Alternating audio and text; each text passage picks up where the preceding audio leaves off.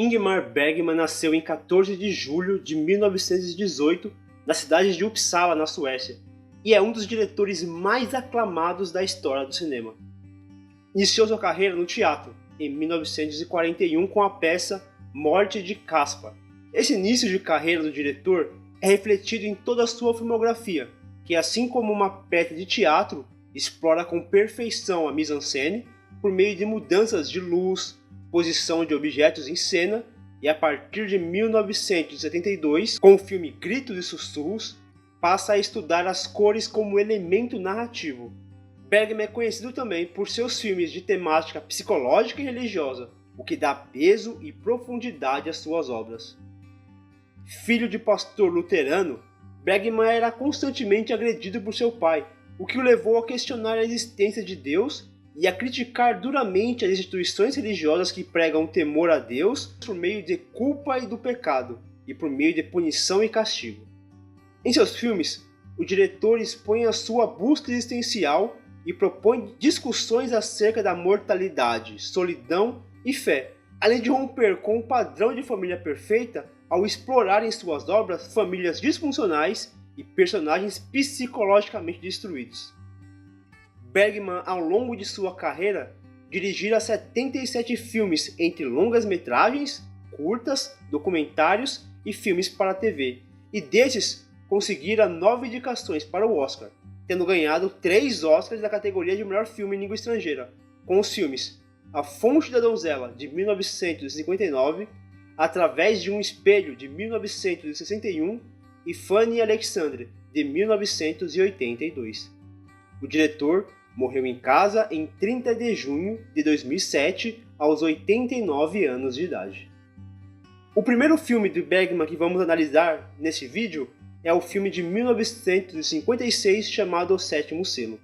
O filme conta a história de Antonis Bloch, um cavaleiro que, ao voltar de uma excursão pelas cruzadas cristãs, depara com sua terra natal sendo devastada por uma peste violenta. Diante desse cenário apocalíptico, o cavaleiro é recebido pela personificação da morte. A fim de ganhar tempo, o cavaleiro propõe um jogo de xadrez com a morte, que durante o filme perceberemos se tratar de um embate que vai muito além de vida ou morte. É um embate existencial. O filme, que é baseado em uma peça de teatro escrita pelo próprio Bergman, traz um ambiente sombrio e obscuro desde as primeiras cenas. A fotografia monocromática reforça a sensação dicotômica entre luz e escuridão, vida e morte, Deus e diabo. Por exemplo, a famosa cena do jogo de xadrez na praia deixa bem clara essa tonalidade. Uma curiosidade sobre essa cena é que ela foi baseada numa pintura do artista sueco chamado Albert Pictor, chamada A Morte Jogando Xadrez, de 1479. Mas voltando para a cena em si, percebe-se pela fotografia que até mesmo o céu diurno está sob escuridão, assim como o mar e a terra são escuros, retratando o abandono de Deus diante de sua criação. Bergman tem como objetivo não impor a sua convicção na existência ou não de Deus, e sim provocar questionamento e reflexão quanto ao papel tanto de Deus quanto do próprio diabo na vida das pessoas que eram massacradas pela igreja, que caçava a todos que não compartilhavam das mesmas crenças. O segundo filme veio no ano seguinte, Morangos Silvestres, de 1957.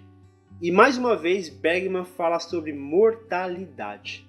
Aqui temos a história de Isaac Borg, um professor de medicina que viaja à sua cidade natal para receber um prêmio honorário por seus 50 anos de carreira. No trajeto, Isaac reflete sobre sua vida e iminente e temerário fim dela. Aqui, Bergman usa uma narrativa mais simples e mais leve que seu filme antecessor, mas nem por isso ela é rasa. Há aqui um estudo psicológico de Isaac e como ele lida com o remorso de um amor perdido ou a relação desgastada com seu filho. Isaac, em suas elucubrações sobre a vida e a morte, busca uma espécie de redenção diante daquelas pessoas que ainda se mantinham perto dele. É um estudo muito sensível sobre como lidamos com a nossa mortalidade. Bergman mostra aqui o quanto nós, seres humanos, temos dificuldades em lidar com nossa própria mortalidade. Morangos Silvestres é uma revisão de nossas vidas e nossas relações com o passado. Difícil não assistir esse filme sem meditarmos nas nossas relações interpessoais. O terceiro filme dessa lista é Persona, de 1966. Este é meu segundo filme favorito do diretor, que mergulha a fundo na psique de sua personagem. Cheio de camadas e interpretações, Persona começa com uma série de imagens sendo geradas por equipamentos cinematográficos que se sobrepõem umas às outras, bagunçando a cabeça do espectador. Bergman joga essas imagens aparentemente aleatórias, como crucificações, um pênis ereto, uma aranha, trechos de uma comédia de cinema mudo, um homem prisioneiro e até mesmo o abate de uma ovelha. Essas imagens, que parecem não fazer sentido algum, se mostram totalmente relevantes conforme o filme avança na sua narrativa. O enredo básico do filme narra a história de Alma, uma dedicada enfermeira que é escolhida para cuidar de Elizabeth Vogler, uma famosa atriz que, após um surto durante uma apresentação, recusa-se a pronunciar uma palavra sequer.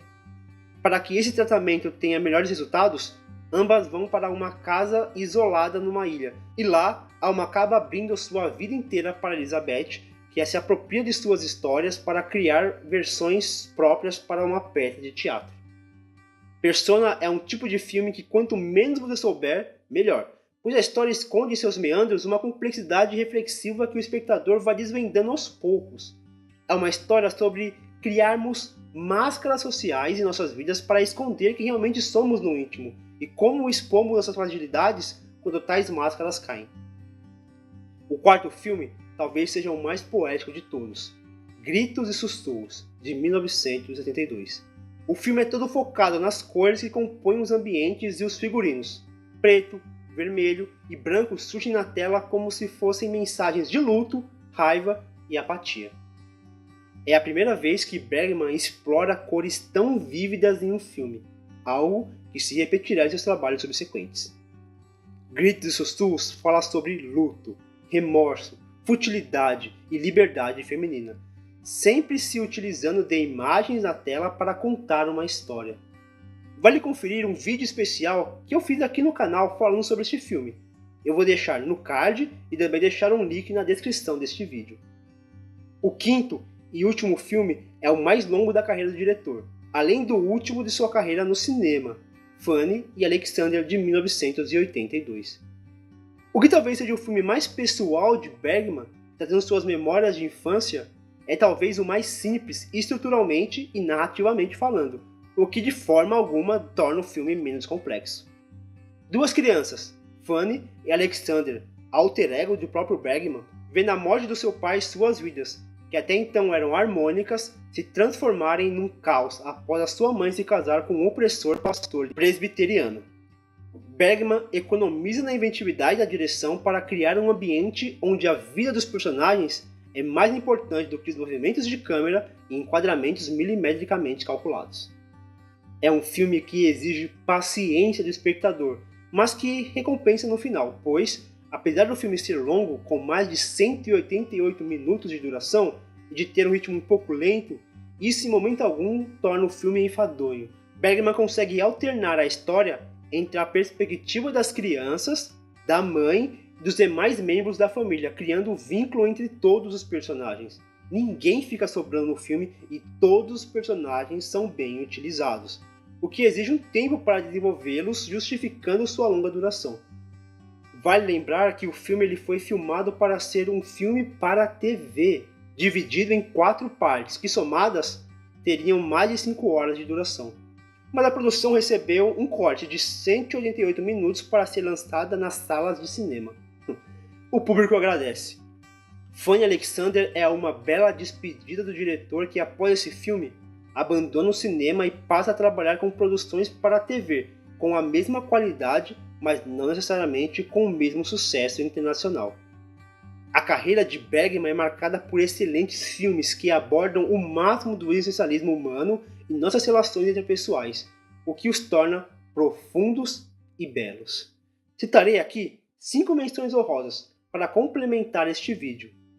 Mônica e Desejo, de 1953, Luz de Inverno, de 1963, A Hora do Lobo, de 1968, Vergonha, também de 1968, e Sonata de Outono, de 1979.